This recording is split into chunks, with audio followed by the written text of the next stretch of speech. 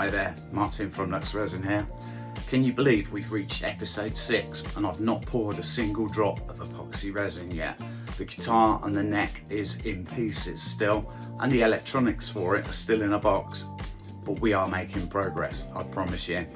In today's episode, we're going to take a look at how I'm going to make a watertight dam around the guitar and seal off all of the cavities to stop the ingress of resin. Resin is like a cockroach. If it can find a way in, it will. So we need to make sure it stays out of the areas that we don't want it to flow into. So without further ado, let's go. Come on. Okay, one of the first things we need to do is we need to cover up all of the cavities. And in doing so, I've decided that I'm going to stuff them because if any small amount of resin does leak in, I've put in here some greaseproof paper. Greaseproof paper is covered by silicone compounds, and those silicone compounds won't adhere and bond with epoxy resin, so they're a good choice. But what I have done is I've taken some plastic that we've made our fence from as covers to go over these cavities. And I just need to make sure that all of the contents do not stand proud, because we don't want too much lifting the guitar when we've got it laid and clamped down flat in the mould. So we'll take a few pieces out there. That seems to be good.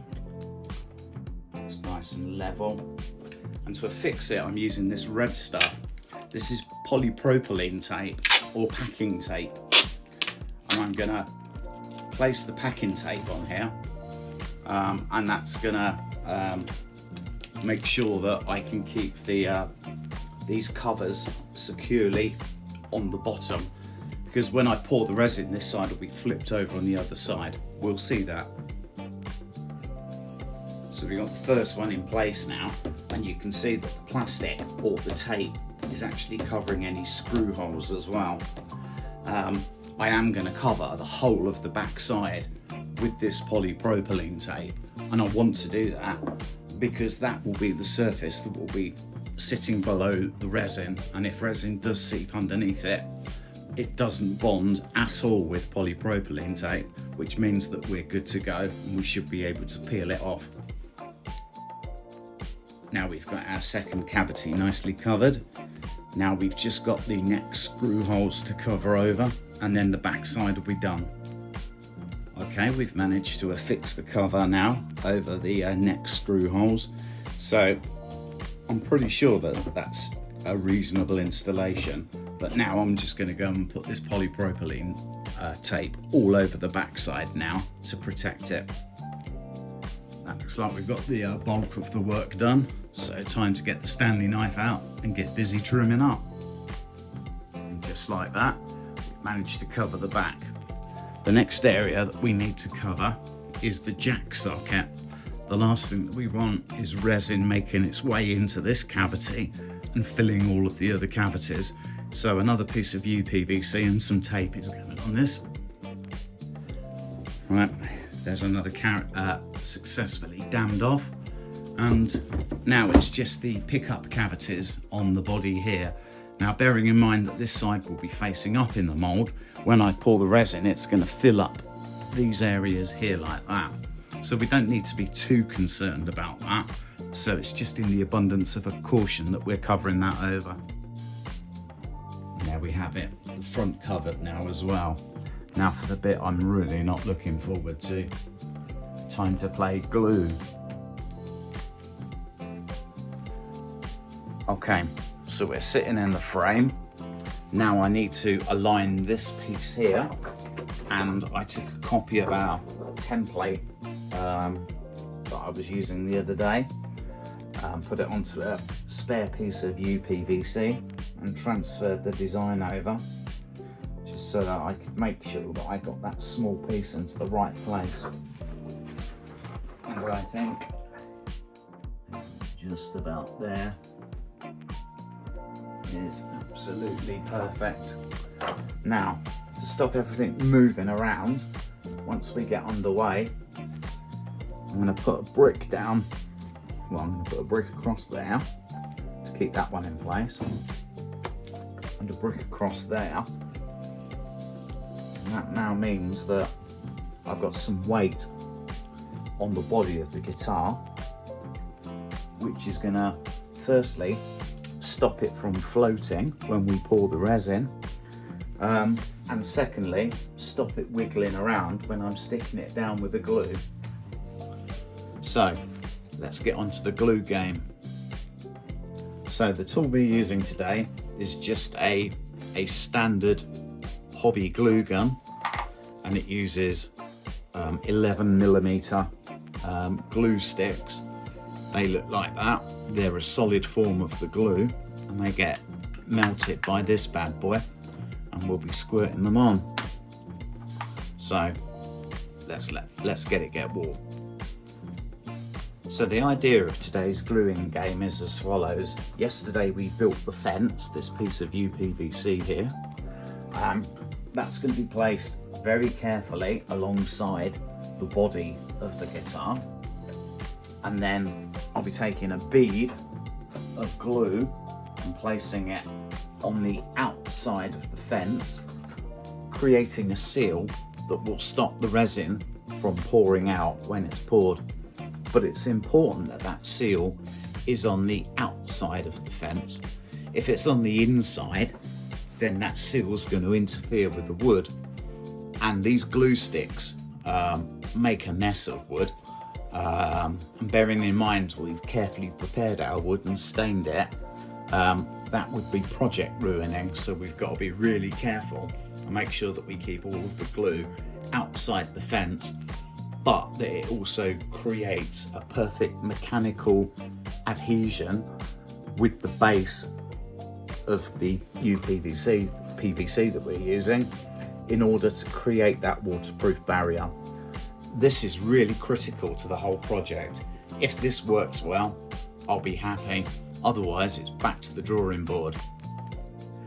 So I'm learning some lessons very quickly today. Number one, it's not called a hot glue gun for nothing. When it pours it, you can't smooth it like you can caulk or a silicone bead, because you end up with one burnt finger. And secondly, because it's not making a chemical bond, it's only making a mechanical bond with the PVC. The PVC, because of its shape and natural curve, wants to push back. So you actually have to hold the piece in place for about 10 or 15 seconds for the glue to start to solidify, and do it maybe 3 to 5 centimeters at a time. So this is going to take a little bit of time and patience. Okay, let's take a look at what's involved. So holding our PVC in place, pushing it down so that it's in contact with the silicone at the bottom, and then squeezing our bead of glue, hot glue, along, and then adding a second application, taking the gun away, and then holding our piece in place, pushing down onto the silicone, trying to form that seal between the plastic and the silicone. So I've persevered with the process, and I've managed to hot gun in my PVC barrier all the way around. Obviously this will be filled with resin. This side here will be filled with resin that comes underneath here to here. We've got a resin fill here, and then we have another resin fill just here. So that's been quite a difficult process, lots of burnt fingers. The dog's learnt some new words today. I've had to use tape to hold the PVC, simply because the springiness in the plastic was not complying to the shape that I wanted it to. So a little bit of innovation with a couple of glue sticks there to hold it in place. It looks a bit messy, and that's because it is. I'm now going to go round with very thick bead of hot glue just to try and make sure I've got as watertight a seal as I can possibly get. Well, it certainly looks a mess, doesn't it? But let's just hope that this approach has been the correct one.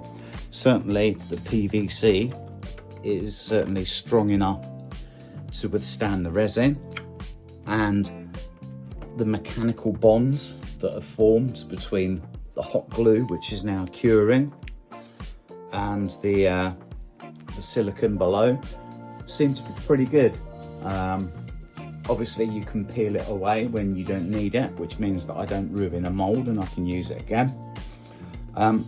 It might also mean as well tomorrow when I do a pour, if I discover that there's a little leak somewhere, I might actually be able to dam the leak with some more hot glue. Well, that's the strategy anyway. So we've reached the end of episode 6. Thanks for watching all the way to the end. If you liked it, please click the like button and maybe subscribe and hit the bell so that you don't miss out on future episodes. In the next episode, which will be number 7 now, we'll be doing the resin pour. And believe me, I reckon it's going to go everywhere. Until then, see ya.